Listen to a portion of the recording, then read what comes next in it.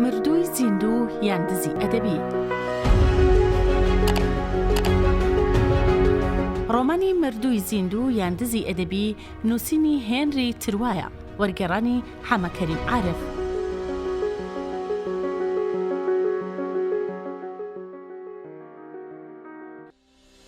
ئاژانسی ئارگۆز لێکدا ڕۆژنامە و بڵاوکراوەکان هەڵدەڕێژێتە سەر مێزەکەم.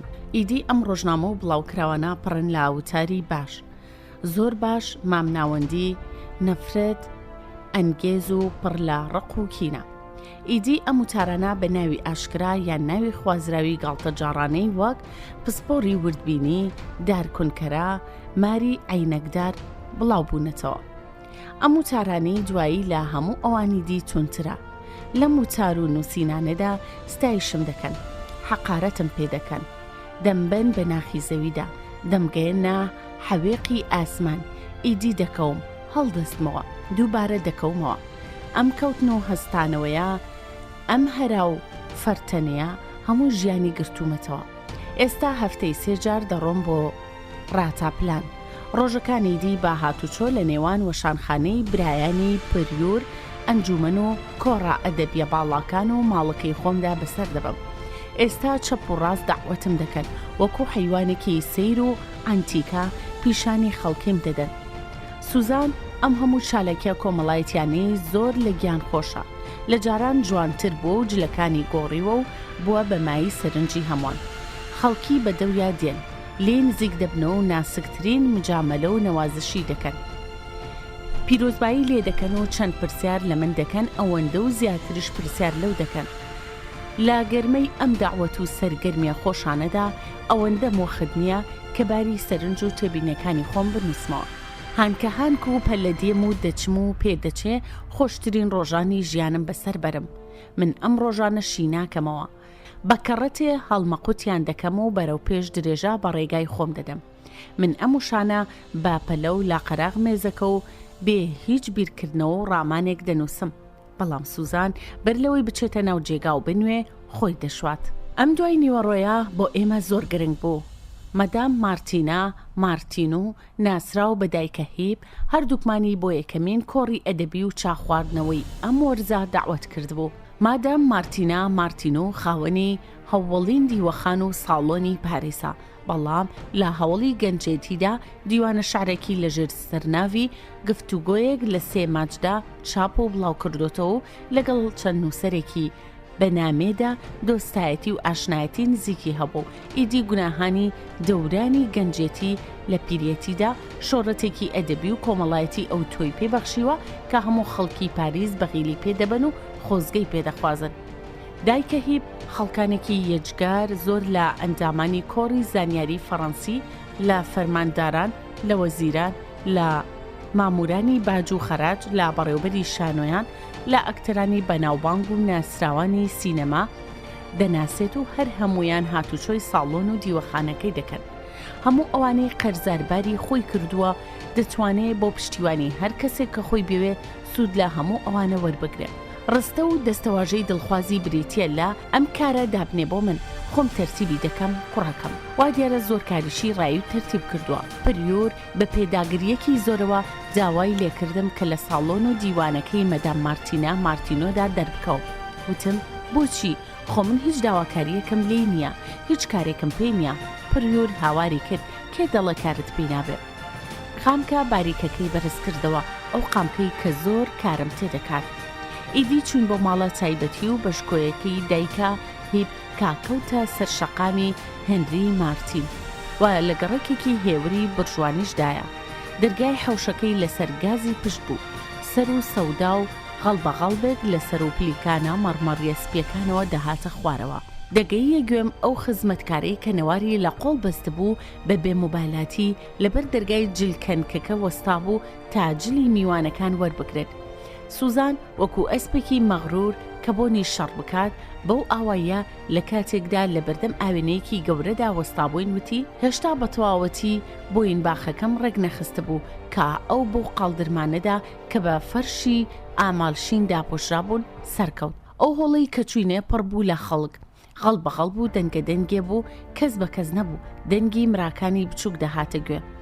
دەستان بەرز و نزم دەبوونەوە، دەمەکان دەکرانەوە و دادەخران، دەم و چاوەکان لە نێودووکەڵی جگەرەدا بە ملاو بەولادا دەچەرخان. خانمێکی قەڵەوی گۆزە ئاسا خاوێنێکی سوورە بە دەنگی بەرز هاواری کرد. باسی هاتنە خوارەوە لە خاچم ئەوەی کە ڕۆبنز نیگارکێشێکی فلاندریە لە ساڵی 1577 بۆ 1640 وێنەی کێشاوە بۆ مەکرد. دەناگێژ دەبم، سەرم دەسوڕێت، تێک دەچم. کچێکی تۆکمەی دەموچاو ئەسمەر کە سەندویچێکی ئاوداری بەدەستەوە بوو لێکدا قەپی لێدەداوتی بۆ چوونە جوانی ناسیە خالیسەکەی بواسیرم زۆر بەدڵە. کوڕێکی گەنجی منداڵکاری چەناگە تیژ وەکوونوکی قۆندەرا زۆر بە ئەدەبەوە قسەی بۆ چوار پیرەمێرد کە بە جدی گویان بۆ گرتبوو دەکرد و دەیوت. ڕاو بۆچوونی گەنجان دەربارەی مالارمیا شاعیرێکی فەڕەنسیا بە شای شاعیران لە ساڵی 1842 بۆ 1898 ناسراوە بە گەورەترین شاعیری سمبولیستی فەڕەنسا دادەنرێ. ڕوون و ئاشکرایە نە لەگەڵی دان و نەدەژین. پێش ئەوەی ئێمە هەوڵ بدەین لەگەڵ کارەکانیان ڕابین دەبێت کارەکانی لەگەڵ ئێمە بگونجێنە. ئەگەر بتوانین ئەم هەڵوێستە بپارێزین هەنگێ پرەنسیپی نۆرەکاری معنەوی بە دروستی و سەلامەتی دەمێنێتەوە. میوانەکان لە بەربۆفیەکەدا کەڵەکە بووبوون، کەوتبوونە پاڵەپەستۆ. چوار پێشخزمەتی حەیران بە چاوانی ئەبڵق و چەناگەی دالەقاوە بوتڵەکانیان هەڵدەپچڕی و جامەکانیان پڕ دەکرد و نقڵ و چکلێت و شیرینیان دابش دەکرد. بە پاڵەپەستۆ بەناو 8 ریز شان و شەپیلک و دەموچاو و هەناسی گەرمدا تێپەڕی. لە دوورەوە پریورم بینی کە لە سوچێکی مغەیریەکدا وەستا بوو، بابڵەیەکی بەدەستەوە بوو بەبێت تااقەتی دەیخوارد. بە دەنگی بەرزوتی هێشتا دایکە هیبتان نەدیوە، وەرن با پێتان بناسێنم. کتێبەکەتی خوێندۆتەوە و هیچی لێ حاڵی نەبووە، بەڵام پێی وایە کتێبێکی زۆر چاکە.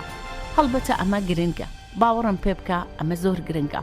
بە پاڵەپەستۆ ئانیشک و ئەژنەوە شاندن دڕمان بە ئاپۆڕای خەڵکەکەدا و گەیشتینە ناوەندی هۆڵەکە. لەوێدا کۆمەڵێک ژن و پیاو دەوری گوارابێکی سەیری لاقکورتیاندا بوو کە بەدەنی لاکراسێکی دانتێلی پەمەیی تۆغدا جەڕی بوو.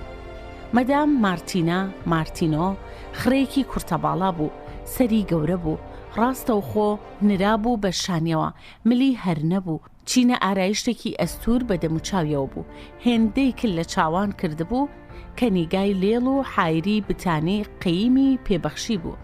هێندەی ماتیک لە لێوی دابوو نووسابوون بەیەکە و لە بەریەک هەڵنەدەهاتن. قژی لەسەرەوە لە خەنەگرت بوو، لە دوورەوە سوور دەچوە و دەبریقایە و بۆنی زەمقی لێدەهات کا خەریک بوو هەناسەی لێدەبڕێ. کاتێ پریۆر منی پێناسان دایکە هێب سەرەتا بە سەرسامیەکی ترس ئامێزەوە لی هەڕوانێ.